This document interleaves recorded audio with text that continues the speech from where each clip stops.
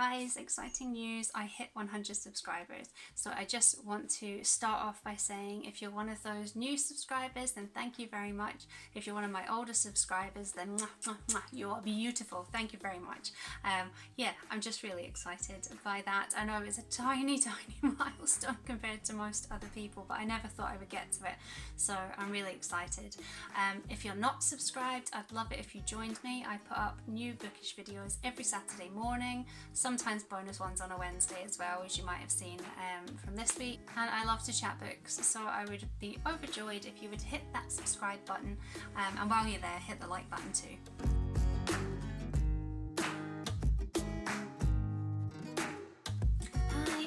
To my channel. My name is Sarah and I love to talk about books, and today I'm going to do a book tag. This is the genre tag. I was tagged by the awesome Scott and Nelle from Gunpowder Fiction and Plot. If you haven't done it already, I totally recommend you check them out. They're funny, they're really smart, and I just absolutely love them. And I was really glad that they tagged me because I was going to do a whole video today, but I'm so tired, guys. I have a headache. I've been really busy in my new job, and also because I am a class A fanny, I have broken my tripod. So at the moment you are very precariously balanced on the top of what is left of it, because let me show you. This is what I did to it. It's completely unfixable. And yeah. So I think it might be at a slight angle. I keep chopping off the top of my head, but we'll just go with it and let's do this tag. The tag was created by Violet in the Neverending TBR, but unfortunately that video has been made private, so I can't link it in the description below, but I will definitely link Scott and Nelle's video, so go and check it out. So for this tag, you choose whatever genre you want, and then you answer the questions on it. So I am going with memoir for my go on this tag, and we've got 10 questions. The first one is one of your favourite standalone books. So I went to my highest rated memoirs on Goodreads, and I've decided to go with The Girl Who Smiled Beads by Clemantine Wamariya. And this is Clemantine's memoir of escaping the Rwandan genocide, and you know, it goes without saying that this is quite a tough read. I think this is one of the first books that I read that dealt with the immigrant experience, and I came into this really completely ignorant about the Rwandan massacres. And so from this book I learned so much on both of those things. Even though this is obviously just one person's story, I learned a lot about not only the history but the human factor as well. It is the childhood memories of a girl who was displaced from her family for reasons that she didn't really understand, with only her sister with her as they went through years of hunger and upheaval living in refugee camps. Later in the story, when she finds herself in America and has to process all the things that she has been through whilst living in a completely remote environment from what she knows. With all that this memoir covers, the writing quality should really be inconsequential, but actually I found it really simple and effective. It's not sensationalist, but it's honest and there's a real beauty to it, and that's the kind of memoir that I really value. It's one that stayed with me not just for the power of itself, but also in that it opened the doors of my mind to want to know more about displaced people and the immigrant experience, and so it's had an influence on my reading as well. Question number 2 is your favourite series, and like I said, this isn't a genre that really lends itself to a lot of series, but I had a look through my bookshelves and I came across these. So these are Roald Dahl's memoirs, Boy and Going Solo. So Boy is obviously his childhood, Going Solo is his adult years. They can be read as standalones, and in fact I read Boy as a child, and then I read it when I got this copy in a box set of Roald Dahl books, and it came with Going Solo, so I finally got around to reading that. These are really interesting because obviously Roald Dahl, master storyteller, and he applies that to the stories of his own life. But what I found even more interesting is that after I read these, I then read this. It's a bit of a chunker, which is a biography of Roald Dahl, and it exposes the fact that, you know, not every story in these books is entirely true. You could definitely recommend this book to children. It's an absolute joy. There are some really great stories in here about his time at school. He was quite a naughty little boy, and there are some really funny moments, particularly the dead mouse in the sweet shop is great. There are also some horrible stories about his experiences at boarding school, but in Roald Dahl style they are told in a way that is suitable for children. You can see where he got a lot of his characters from in his experiences as a young child. Going Solo is definitely for adults. It covers things like his time in the Air Force when he was stationed in India, I think, Africa, and his time there. I think it goes into his early writing years as well, and when he was working in Hollywood as well. So it's a really good insight into his version of the man. Question number 3 is a trope you like in this genre, and yeah, it feels a bit strange to use the term trope when we're applying it to real people's real lives, but I think for me this is why I chose memoir, and why I'm drawn more to memoir than an autobiography. I feel memoir is much more of a journey that you go on as a reader with the writer. I don't think they necessarily need to be about someone who is famous or has done like something of huge importance. What is important with memoir is the person really coming across on the page. You really getting a sense of who they are, how they became that person, and just really delving into the points of their life that shaped them. I think in terms of that, a trope that is probably my favourite is when people have overcome adversity. But there is a fine line there, and I'll get to that in my next question.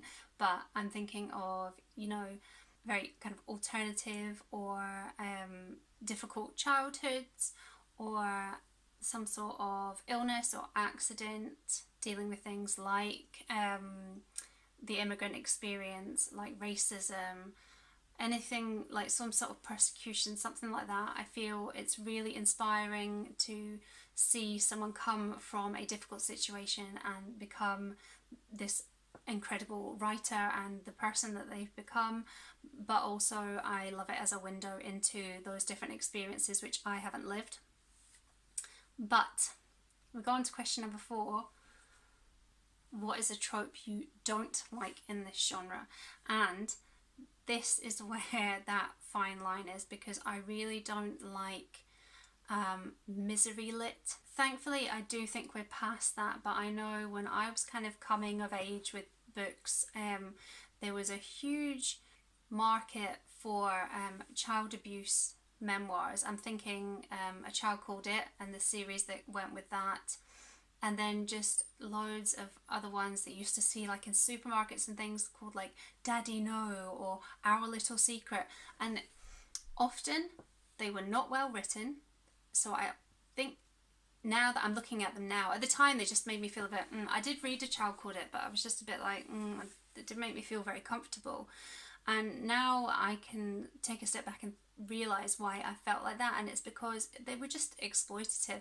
They were never very well written, and there was often no real arc for these people. Their stories were just put out there for the shock value, and you never really got a sense that it was either cathartic for them or that they had overcome that and moved on and were in a comfortable place to be able to talk about those situations. So I really don't like when those adverse situations that I talked about, when they are just spewed onto a page for other people to gasp at and then just be thankful that it didn't happen to them.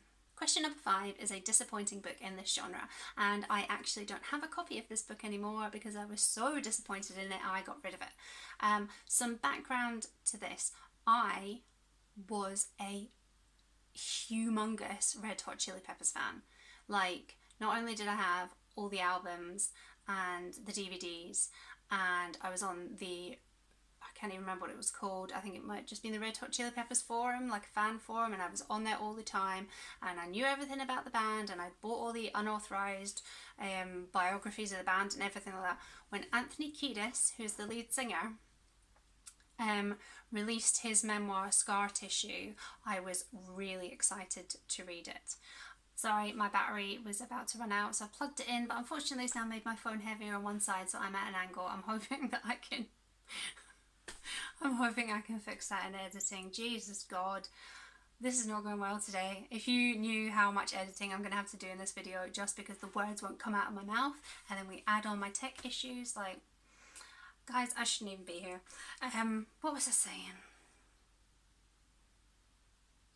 Yes, so Anthony Kiedis had released his memoir Scar Tissue, and I was really excited to get to it, so I bought it. I couldn't wait to know everything about him, because not only was I a massive fan of the band, I was absolutely in lust with Anthony Kiedis.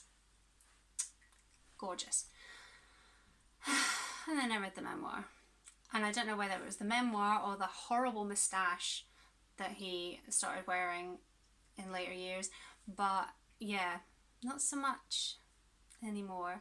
And then also it kind of coincided with their music taking a bit of a downturn as well, so I think I read this memoir whilst my love for the band was kind of cooling off anyway, but I was really disappointed by that memoir.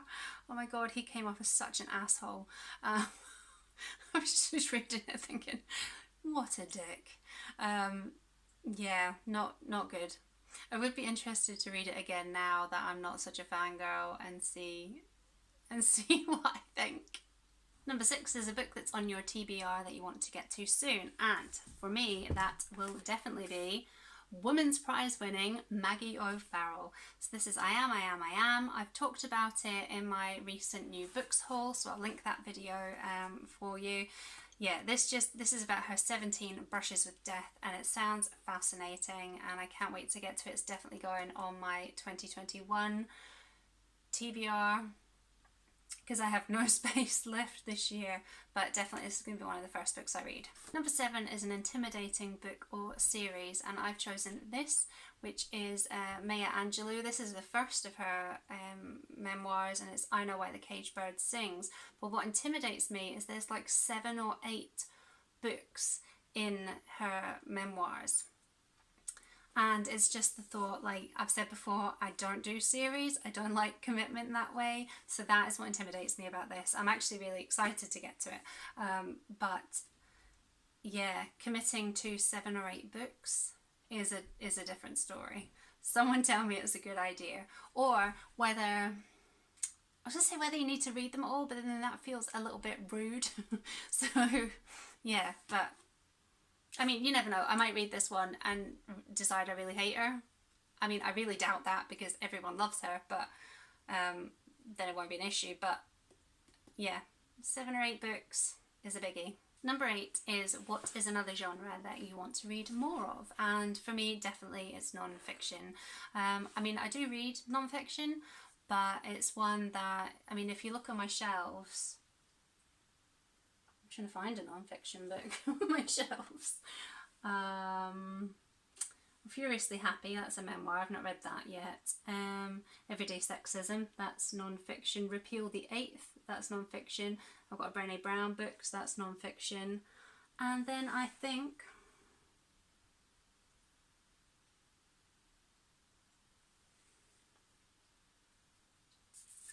yeah, that's all. So what was that, 3, 4 maybe? This is my only bookshelf, so I do have others dotted around, but I think it's definitely one that I have probably neglected. Apart from memoir, the kind of wider non-fiction genre is something that I really have not been delving into as much in recent years, so yeah, definitely need to read more of that. Number 9 is what genre intimidates you most? And probably for me it's high fantasy, but it intimidates me in the same way that housework intimidates me, and just that I just don't want to do it. I have no interest in high fantasy, so if in my book challenges next year there is a prompt that specifically requires you to read high fantasy, I will definitely be intimidated. If I have to read a book about dragons or knights or I don't know, like what are the things you get in high fantasy? Like elves and alchemists, I don't know, anything like that. I'm really not interested in it, so yeah, that does intimidate me. And number 10 is tag people, and I find this intimidating. I don't think I've ever tagged anyone in a tag video that I've done. I guess I always get the fear that they won't do it, but really, does it matter? No. So I am actually going to tag people for once. So I am going to tag Danny at Spinelli Speaks because I absolutely love her. Again, you should definitely check her out. She is so much fun. She is full of personality and she's always so excited about her books. I love her so much, and she's really supported me in my journey into BookTube as well. So definitely a big shout out and a tag to Danny. Then I would like to tag Ange with an E, because I just think that our book tastes are really similar. I really enjoy her videos. She's got a really kind of a sly wit to her. I really enjoy her as well. So again, check her out, and you're tagged. How many people are you meant to tag? I don't know, like 3, 4 sounds like a good number.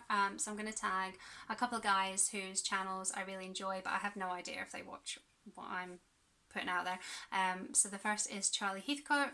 He is an author as well as a booktuber, and again, I think he just has like real he's got a real northern wit to him. I really enjoy his videos. He has read for the YouTube prize, and he's really good at picking out why he likes or doesn't like a book, so check him out, and he's tagged. And then I will take a punt and tag Graham from Graham Sillis Reads Books. He's a fellow Scottish booktuber, but he's from the East Coast and he has the lovely accent to go with it.